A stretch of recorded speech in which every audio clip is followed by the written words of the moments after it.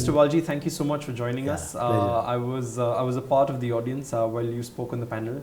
I have a couple of quick questions on the same of what you shared up there. Okay. When you were asked a question, you said that if anyone in any corner of the world sneezes, there are very good chances that India is going to catch a cold. Can you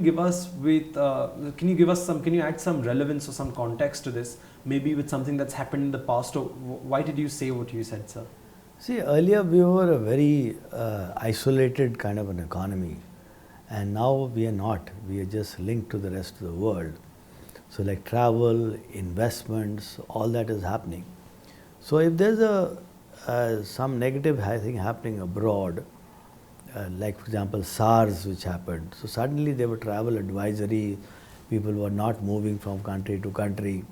That did affect our business. So hotel industry suffers, the first one which suffers.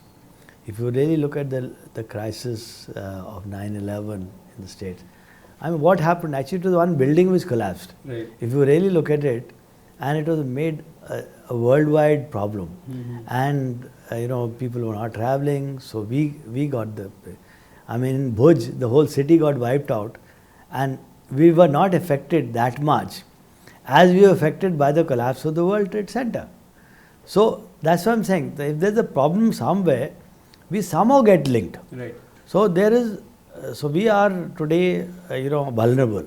Right. So besides that, we are looking up. The economy is definitely looking up.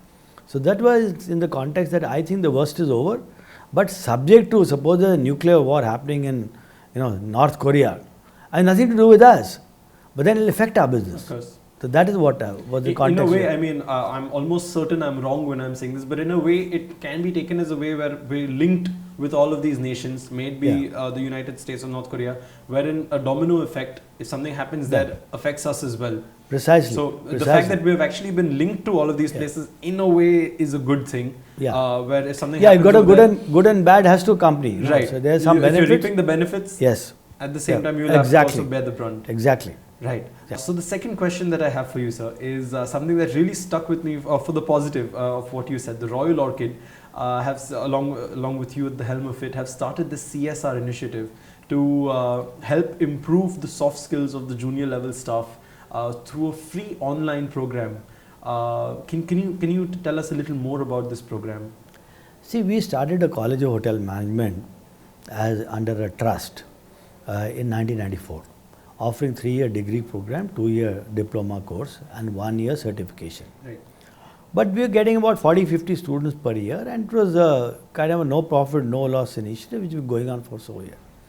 So a couple of years back we decided that what is required by the hotel industry and our own group, our own group was growing very rapidly, is people at the junior level, associate level, that is front office, housekeeping and F&B service. And they don't need a large program, they need a 6 months program. So we started from the college recruiting people from the slums and poor economically weaker section, and batches of 50 or so we will train through 3 months and get them employment. Okay. And this QSRs were the biggest beneficiaries of our program. But we were very happy. We trained about over 1,000 students we have trained in the last 3 years and got them employment. Some of them with us, but mostly outside. Right. Then we saw that, okay, how do you scale it up? Now scaling up, we said that, okay, what we need is, we don't have that many faculty, we don't have that much resources. So we should do it online. Right. So I approached the American Hotel and Lodging Association.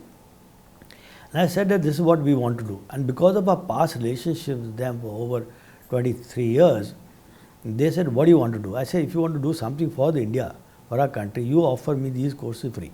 Right. Content will be free. If somebody wants certification, then he has to pay for it. So this is what we have just launched. First, what we did was for our own staff. So we told every single associate should undergo that training. Okay. So that has been done mostly. And then what happens is, the advantage here is, if one guy leaves, we don't have to run a batch. He can do it himself. And then we have a contact program whereby we've got now a technology where we can simultaneously run 100 classrooms. Interactive. Right. So they all appear on the screen and Online, we yeah. just talk, one guy talks there and takes the class. He can answer questions and answer also. So all our hotels have become like training centers. So what we started doing was we did it for our own staff now, and that's over. We said we'll offer it to the others also. Why not? Right. Okay. So I made an announcement in the FHRA convention that it's available for all of you.